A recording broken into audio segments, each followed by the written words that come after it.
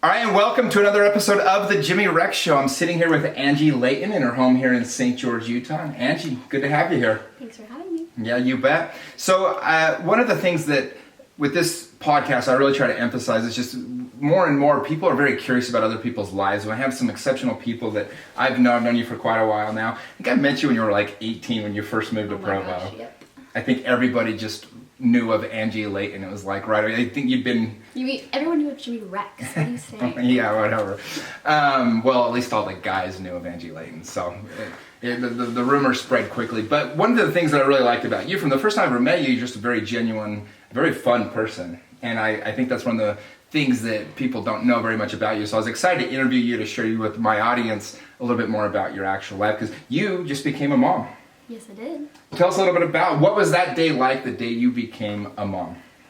Oh my gosh. The day I became a mom, it was incredible. It was life-changing. You think you know love, but you don't understand how much you can love someone until you have a baby. Literally, like, it was mind-blowing. It was amazing. Just so special. And so what was how is it different than what you expected, I guess? Because, I mean, everybody obviously has an idea, especially, since you're a kid, you've probably had this idea of becoming a mom, but what was different than what you expected? I think I expected it to be a lot easier, I guess, as in, like, labor, because that was really hard. Did you get drugged up when you... Okay, so I went into it being like, okay, I'm not putting drugs in my body, my baby will be 100%, like, pure coming out, no drugs. And I got around like 5-6 hours into actual like active labor with Pitocin. I don't know if you know what that is. No, but I'm sure my So it's like where you get started already, like they induce you, so okay. It wasn't natural. So I had Pitocin, and it just made it 10 times worse. But I was really trying. It didn't happen, and I just was like, give me that epidural. And then after that, I was so happy. I don't know if you saw my vlog. I watched. Yeah. Well, one of the interesting things about your pregnancy is you kind of vlogged the whole thing. I tried.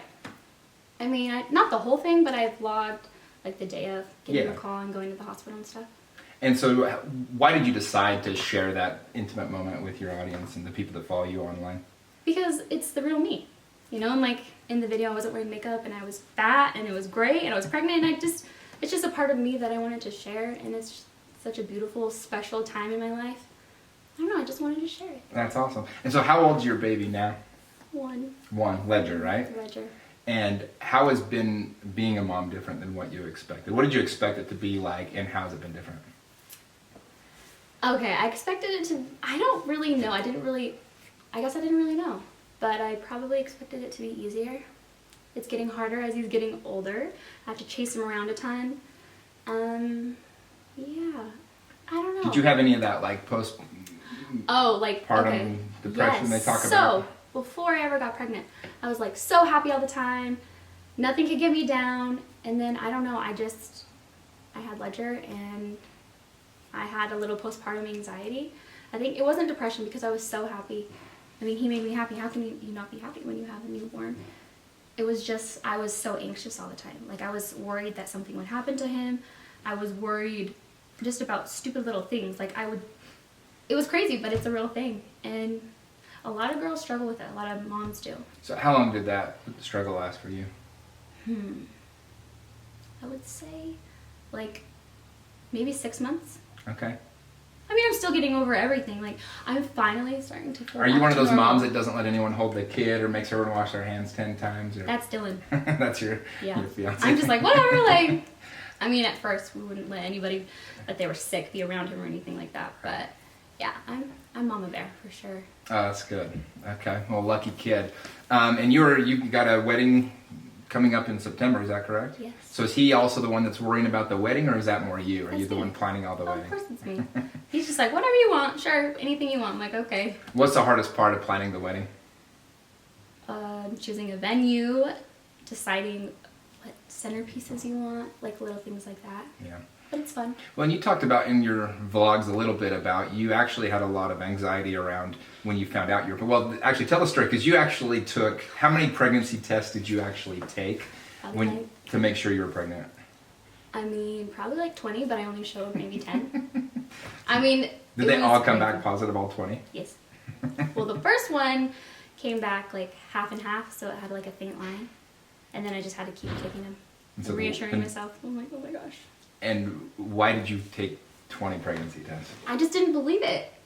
But at the same time, I'm like, I'm kind of excited, but I still don't believe it. Let's do another one. Well, because I mean, you had, that was at the peak, kind of when you were like, had just got to where you were like, you were launching, as you still are, but you were launching your modeling career. Yeah. Did you think maybe like, oh, this is going to ruin everything for what I'm doing? Oh, yeah.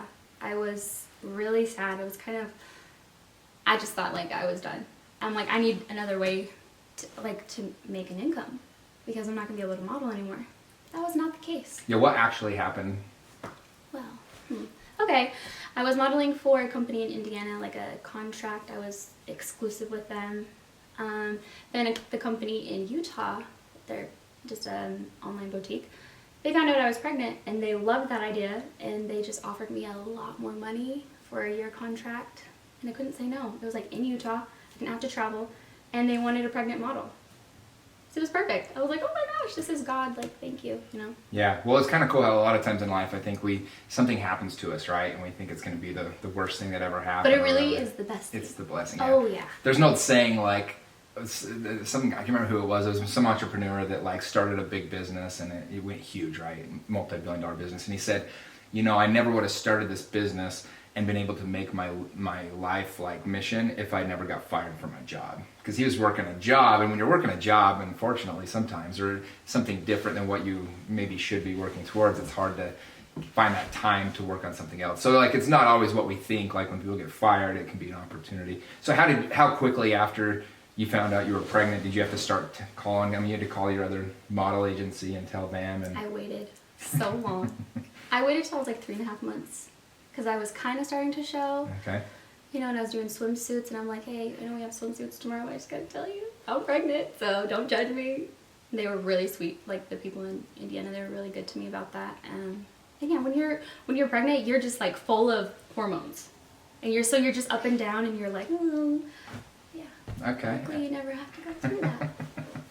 Well, you know, I think for the guy side, it's more like managing the woman's hormones, like helping her get through that, right? Yeah. Not that I know, but okay. Well, and so I think before you got into, you know, before you were doing the modeling and became a mom, you had some really cool things going on as well. You got thrown into the spotlight at a very young age. You were Miss Teen Utah, and then you ended up taking second runner-up nationally for Miss Teen USA. Third runner-up. Okay. I'll take second.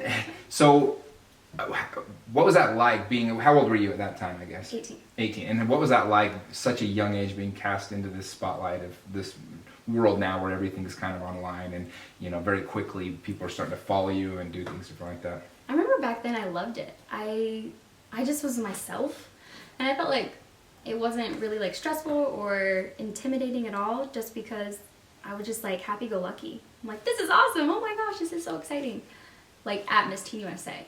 Before Miss Utah Teen, before I won, I remember I wanted it so bad. It was like such a huge goal of mine that I printed out a picture of myself and I put a crown on it, and then I wrote like Miss Utah Teen 2010, and then it came true. So it's kind of like a dream board. Oh, I have vision boards, oh yeah, in my whole life. What's on your vision board right now? Right now? Yeah. A bigger house. Okay. And another company. Okay. I want to start another company. And happiness, always. Is it just like the word happiness, or what defines happiness for you? I think it's just a feeling, like a peaceful feeling. Mm. I don't know. What brings you happiness in your world? Making other people happy, being with my family, my son. Awesome. A lot of things make me happy. Okay, so then after Miss Teen Utah, you went in, you ended up becoming Miss Utah. Mm-hmm. And tell us a little bit about the experience of like, what's it like when you're at the pageant? Walk us through a little bit of like behind the scenes of going and doing that whole experience. It's really fun. You get to know a ton of other girls. You get to pick out a pretty dress, do your makeup pretty, learn about yourself, and I think that was what was great for me, is I learned a lot about myself and speaking skills, and you know, the on-stage question, you get ready for that in an interview. I think that helped me a ton. How did the process of going to Miss Utah or Miss USA help you learn about yourself? You have to dig deep, like who you are. I mean, you can't go to a national pageant and pretend to be someone else. You have to really dig deep into who you are, find out who you are, where you want to be, what you want to do. Because being your true authentic self, at least that's from my perspective, is the best thing you can do when you're trying to win something like that. I don't know. Okay, awesome. And in between Miss Teen Utah and Miss Utah, you had the chance to go on Survivor. Yeah. And so tell us a little bit of that. How did that even come about? How did you decide you wanted to go on Survivor? Tell us a little bit of that story. You want to know like how I got on it? Yeah, how did you get on it first? And we'll kind of dive into kind of what happened while you were there. Okay, well, I hate saying this, but the producers actually reached out to me on Facebook and said, you're the perfect character for what we're looking for, you know, the blonde, dumb girl. They didn't say that. They just said character. They're just like, we want a really pretty blonde pageant girl. I was like, oh, you know, but they really wanted the dumb girl. It's fine. But they reached out to me. They're like, we think you'd be perfect. We'd love for you to audition. And I said, help me out. Let's do it. And I auditioned. And then it was down to me and another girl, and they chose me. Awesome. So they reached out to you originally. Yeah. And so but then I really got into it, and I was like, wow, this is actually something that I really want to do. Yeah. This is awesome. Well, so once you went, yours was in the Philippines, right? Yeah. So they fly you out there. And how long are you actually out there for? How long were you there for? You film for 4 weeks, but I was gone for 6 weeks. About 6 weeks total. Mm-hmm. And what's it like compared to what you see on TV? Because I think the audience wants to hear, like, you watch reality TV shows, and I know. You know, sometimes you wonder if how much of it's scripted or what's drama and everything else. But give us a little bit of behind the scenes. What's it really like when you're there? Everyone asks me this, and it is seriously exactly what it's like.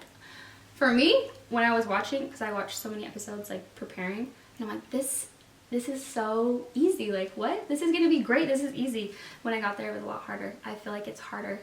Harder in what sense? Mentally, physically, everything. I mean, you're completely taken out of anything comfortable that you're used to. You're in all the elements. It rained for 14 days straight. We had to make a fire if we wanted clean water or if we wanted to eat our rice. Like, it was hard. Not having family, not having comfort. Like, that was hard. And so when I think you got eliminated week 3, is that right?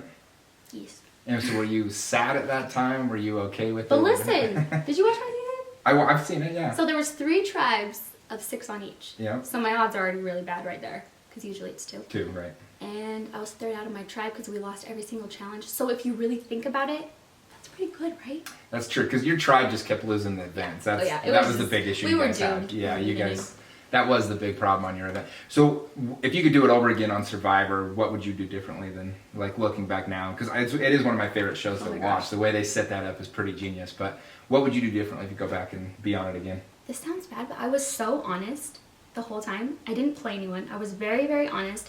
And I thought, like, pouring my heart out and being honest was, like, the way to win. But really, if you look at it, it's like deceiving people. Yeah, it's so like... I'd probably go back and... It's the most conniving person usually win. Oh, yeah. I'm, like, watching. I'm like, really?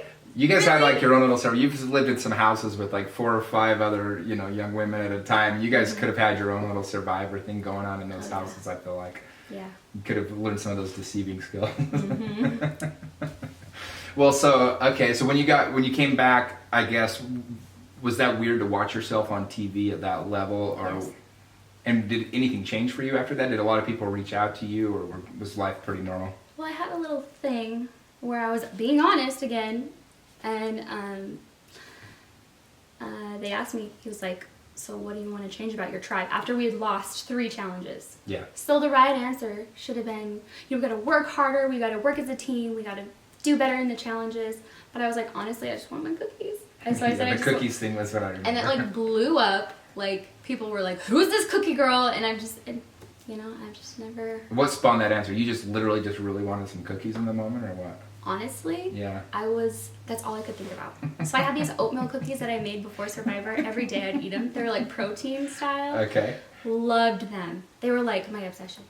And then of course, I'm like, on Survivor I can't have them. And then so I would just, like, I would dream about them. I was thinking about them all the time. And I was probably not even paying attention to what he was saying. And then he asked me, I'm like, the first thing that came to my head was cookies. Like, I'm just being honest.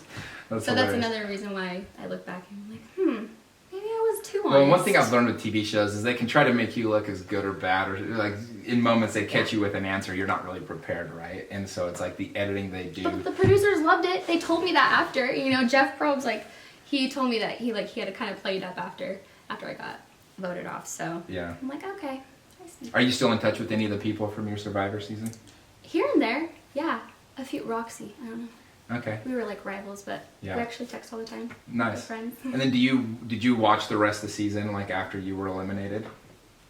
No. No, you were Honestly, just like... that's the last time I watched Survivor. I'm like, oh, I'm off, okay. You were done with it. Yeah, really. Okay. Well, and so let's transition a little bit. So after, you know, Survivor, Miss Utah, all that stuff, you started your own company as well. Mm-hmm. You do a lot. Tell us a little bit, why did you decide to go that route? With my makeup company? Yeah. So it's just been my passion, my dream for so long. I mean, it's been on my vision board for like 5 years. I just have always loved makeup, and I wanted to just share this little gift, I guess, I don't know, with other women. And I want to make other people feel better about themselves and feel pretty. And it's just, I love it. And so how's it been going so far? I mean, you've been doing it for how long now? 2 months. Okay. And It's been so good. Like, I was kind of nervous about it, not knowing. And what's it called for people listening? Just Angie Nicole. Okay. Or Angie Cosmetics is where you can find it. That's my website. But it's just, I don't know, I just love makeup, and I want to keep expanding. And I'm really excited. Well, I love that. And so what's been the hardest part about starting your own business? Oh my gosh, okay, so it just has taken so long. People don't realize how long it actually takes. I wanted to launch in November. That didn't happen. But I made my own website, so that's all me. You did it yourself. All me. Congrats. I do everything myself. So that's just, the hard part is just learning everything about a business. And, well, there's been a lot of ups and downs, but it's been amazing. And well, it's very funny. I blessed. remember the first time I set up my own business, it was a door-to-door meat selling business.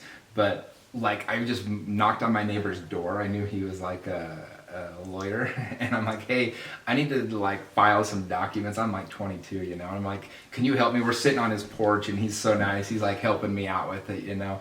And then from there, like, you start learning all these things. Then I started selling, and then I realized, oh, I'm not collecting sales tax, and like I was selling a product. So then I had to figure that whole thing out. And then you're like, yeah, that happened to me too. yeah, it's just like one thing after another, and you're like, wow. Like my appreciation for the especially with your first business that you're starting up all those different things. So have you had some mentors that have helped you along the way, or? You know Dean Peterson? Mm-hmm.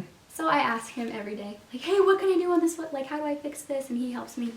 But honestly, YouTube's been my best friend.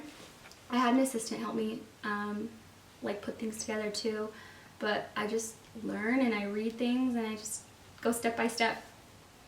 I don't know, I love it because I'm so creative, and I don't really want someone else doing my website. That's why I chose to do it myself, because I want to create, like, I want to put it the way I see it in my head. So Yeah, you like the artistic side of it. I love to it. build it and everything. Very artistic. So Very it's fun for me. It takes a long time, but I love it. So. awesome. So with having your own company, I mean, obviously you do a lot of modeling things as well still. And so the balance of doing those different things, what's the hardest part of it? How do you balance your life between all the different things taking your attention with being a mom, the modeling, and also, you know, now that you have your own company? How do you balance that? Honestly, like, it's been pretty hard, but I feel like I've made a good balance. Dylan helps me out a lot. I just make sure that, you know, my number one priority is my family. So that's my number one priority when I wake up. And then I'll do orders when Ledger's sleeping. And I just try to work with his schedule. And then I travel for work, so we just make it work. Do you take Ledger with you when you go travel? No, he would not. He would not be No. okay with that. No. I don't And know. that's hard leaving him. For sure. Okay. Well, and so I want to kind of talk a little bit. Like, one of the things that you've done very well is, you know, I think a lot of, in this day and age, a lot of people on Instagram are like models, right? There's like these Instagram models. But you were one of, you know, I mean, you've had a modeling career going for almost a decade now. Whoa, I'm that old. Oh my gosh. We're getting old. It's fine. We're all aging well, right? But what has been as you're starting out in modeling, what advice do you have to somebody? Maybe somebody's listening to this, a young girl, and she wants to go that route that you went in modeling. Give us a couple of the things that you would recommend, and a couple of the pitfalls maybe that you had to go through that you could help somebody avoid. I think, you know, putting a portfolio together, or I guess today now just putting a good social media account together of your best photos, something like photos that represent who you are. Getting in contact with an agency. That's what I did at a young age. And How do you really pick a good helped me. agency? Because aren't there a lot of like ones that will try to take advantage of you a little bit? Yes. I would say go with an agency that's not going to make you pay anything, which is hardly any of them. But if you can show them a good portfolio of great pictures, then you can have, this to show them, like, I don't really need those classes. I would never pay for a class.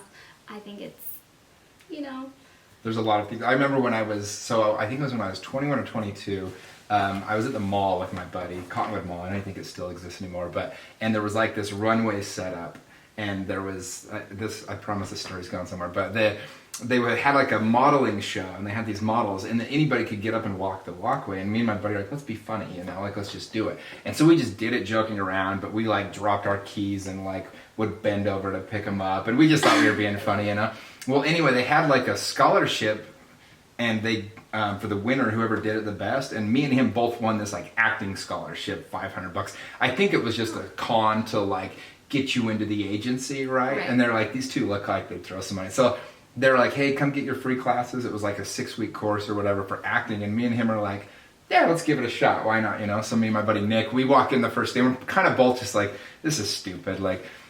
And there's like 35 of these like aspiring models everywhere walking around, and just me and him, and we're like, all right, let's work it out. Let's see how this 6 weeks plays out. But it was so funny because every week it was like another upsell, Oh, yeah, I know how that is. I remember I got my tonsils out, and so I lost like 13 pounds, and the lady was like, you look fantastic. What are you doing? Like, I need to tell my models. And I'm like, oh, well, I got my tonsils out. I can't eat. So have you ever had issues with that? Like, where you like, because they want you to obviously have a certain figure, and super skinny is typically what they're looking for. Have you ever had issues with them asking you to like lose weight, things like that? I've never had issues with them asking me to lose weight, but I remember when I started modeling for Sherry Hill, way back in the day when I was 18, I remember like the girls that were size 0, and I was a 4 then. Okay. And I just remember feeling like so sad about my self-esteem. And I think that I was just kind of like, I need to get in gear. But I mean, no one's really told me that. If they told me that, I'd be like, yeah. You. Would you ever feel like maybe that's hard for other women that are seeing your photos and things like that, and like, oh, that could never... I hope not, because first of all, social media is not what it seems like. Everybody's going to put their best life on social media. Yeah. So that's number one. If you're taking a modeling photo, how many photos do you take before you pick the perfect one that looks exactly right with the lighting and the angles and everything else? It depends. Okay. Like if I'm at a photo shoot, or if like I'm taking them for my Instagram or something. Yeah, for a photo shoot. For a photo shoot, well, we do front, back, side. Okay. So with the company I work for, it's literally like 3, 3, 3, done. Okay. But I mean, if I'm home and I'm posting like something, I don't know, like if Dylan's taking a picture, yeah, it might be a lot more. I'm a lot better than I used to be. Oh, that's good. I used to actually really care, but once you have a baby, things change. It's like, I really don't care that much anymore. Yeah. As much. I still care, but not as much. Okay, but I guess what I'm getting at is, I think it's important for people, they see Instagram photos, right? And it's like, usually it's somebody's best photo every time, that they've taken that photo 20, 30, 40 times sometimes. Maybe you not that I used to be like that. I know it. No, I get it. Totally. But I think if I'm going to give advice to anyone, or if there are younger girls listening, just be yourself. Stop worrying about, getting the most likes or getting the most attention, or just be you. Well, how do you handle that in a world where today, like, because you do have a big Instagram following, you have a couple 100,000 followers. I'm guessing that, it's that almost like there's a reward when you post a good photo and you start getting all this interaction, right? So how do you balance like building your portfolio, building your online presence, which helps your modeling career, versus trying not to get sucked into that social media too much? That's a good question. What do you do? Do you have any rules around your social media that allow you to like... Oh, I do. Kind of. Well, I just have not really a rule. Sure. But I'll post a picture and then I'll put my phone away. So I won't sit there and count the likes or like look at the comments. If it gets good likes, it does. If it doesn't, it doesn't. Yeah.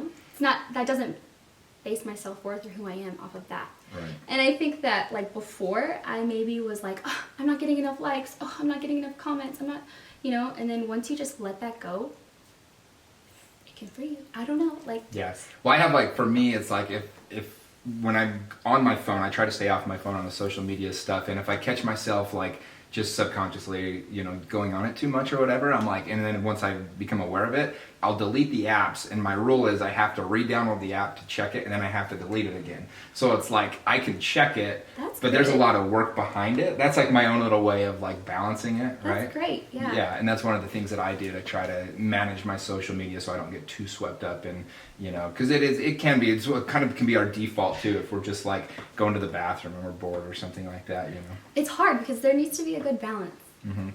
I mean, I don't know. So do you use your Instagram page through your work now with your new company? And explain how that works a little bit, because I recently found out about how you can attach websites to Instagram, and so the whole swipe up thing, and so it helped me. I actually had somebody saw a house that I'm selling just recently through doing that, and they bought the house, and so for me, it was important. Like I actually got a bunch of the fake followers just because I wanted to get over 10,000 so I could use the thing, right? I mean, I had like 2,000 followers. I don't have a big online presence yet, but I bought the followers just so I could use that feature. Are they real followers, or like do they? No, I don't know. My social media guy does it, but I don't think so. No, they're. That's awesome. Yeah, but I wanted to get the feature, and you have to be over 10,000 followers. So right. I don't care. I've never once taken pride in how many people follow me online. So I was just like, I need that. And sure enough, like the first week I used it, I helped sell me a house. That's awesome. And so, how do you use those features on social media to help sell your products? Well, I work with brands, so I actually have an Instagram agency. Okay. They get me really good paying jobs. I just take a picture with a product, and they give me the caption. I don't really get to write my own caption, which, it's from my words, but they like write it and structure it for me, and they pay me that way. So that's a great way that I earn extra income. Mm-hmm. And through the company that I work for right now, I'm just supposed to post a picture once a week, in one of their outfits. So you tag them in the picture and stuff like that. And how do you see, like if somebody wants to do some of that, like do they have to reach out to you, or is there a way you can reach out to them? You said you have an agency that helps you do that? Yeah, so they reach out to me. So my agency will get jobs, and they'll say, hey, do you want to do this? Do you want to do this contract? And I say yes or no. Okay. And so if somebody wants to add that to like an aspiring model or social media influencer, do you recommend getting an agency then? Yes, unless you want to do it on your own and negotiate prices. I like it better because they shoot higher, and I have a hard time being like, oh no, that's not enough. I have a hard time. And so you like somebody to do it for you, negotiate it for you. Because then I don't have to be that guy.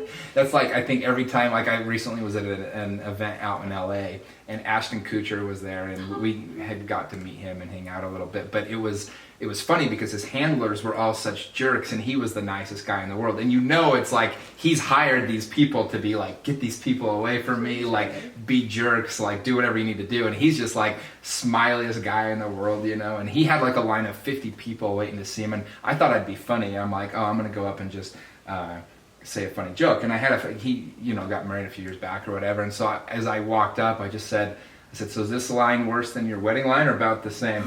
And he literally just smiled. He's like, oh no, I'm having fun. And then I realized, wait, they probably didn't have wedding lines outside of Utah. So he really is nice in person. He was, yeah. He was like so nice, and I was just laughing, but I was like, that joke totally did not work. So whatever. It was just like, okay, trying to make myself memorable here. It did not work. Whatever, moving on. So I totally get that, but that's funny. So what's next for you? What kind of, I know you have your dream board. 5 years, 10 years from now, what's Angie Layton doing? Okay, this is seriously my goal. I want to own my own clothing line. And not like, I don't want to design it or design couture things. I just want to have my own line because that's what I'm passionate about. I'm passionate about makeup and clothes, and I want to add swimsuits, shoes, handbags. That's what I see in my head in 10 years, owning an empire. And yeah, that's great. It's going to happen. I love it. Well, we have this on the record, so. Do you? Yeah. You just wait, because listen, when I was moving, I found my vision board. This was 5 months ago. Okay. With my dream car, which is outside, and my makeup line. That's pretty cool. So I do believe there's a lot of power in that. I had my dream board from 5 years ago. I think I had 20 things on it, and I ended up getting 18 of them done. I had to make a new one. I'm like, hey, I did all this. It was swimming with great whites. I went and did it, and there was a safari. And you put those on your vision board? They were on my vision board for 5 years. That's awesome. And then as I was looking at it, I'm like, wait, I kind of, so I added 50 things this time. That is and it is funny though. It kind of drives what I. But it's what you focus on, you feel. What you focus on, you drive your attention towards. Mm-hmm. So I had on my new one, I had London on there, right? So last year I had a free weekend. I was like, well, I'll go to London. I have a friend out in Manchester, and That's awesome. so I went out there, and then it was like, okay, it was on my vision board. I got the picture from right where it was, and then it was like, you know, I have Machu Picchu on. I mean, my friends are planning a trip to go out there this summer now, and like when you're thinking like, I think it's just living a little bit more intentionally when you have those things, because I mean, otherwise, like, where should we go on vacation? Let's just go to whatever, I don't know, Jackson Hole or something, right? But when you're like, well, that's something I want to do is go to Machu Picchu, then you make it happen. Gotta be a dreamer. I think you do. I think it definitely helps. Gotta be a believer and I feel got it. one of my good friends, Cody Broderick. He was recently on the podcast, and he had a party at his house where all these people built dream boards. He's like so into it. Shut up. Yeah, it's pretty. Who is cool. this guy? He's the owner of a company called In What Language. That's amazing. Can I come to this party? Absolutely. I want to throw parties like that. I know, right? Yeah, you can go listen to his episode. It's been on, but he's a business owner. He's got, I think, over 100 employees now. I mean, he's just killing it and doing really great things. And he's just a high achiever, high believer. And so it's pretty cool. It's all about what you think and your perception. Life is perception. I love it. Well, thank you so much for your time today. I think people will love this. We'll attach some links to your website, to your cosmetics, and then soon we'll update it and add your clothing line a link to that. How's that sound? Sounds awesome. All right. Thanks, Angie. Thank you.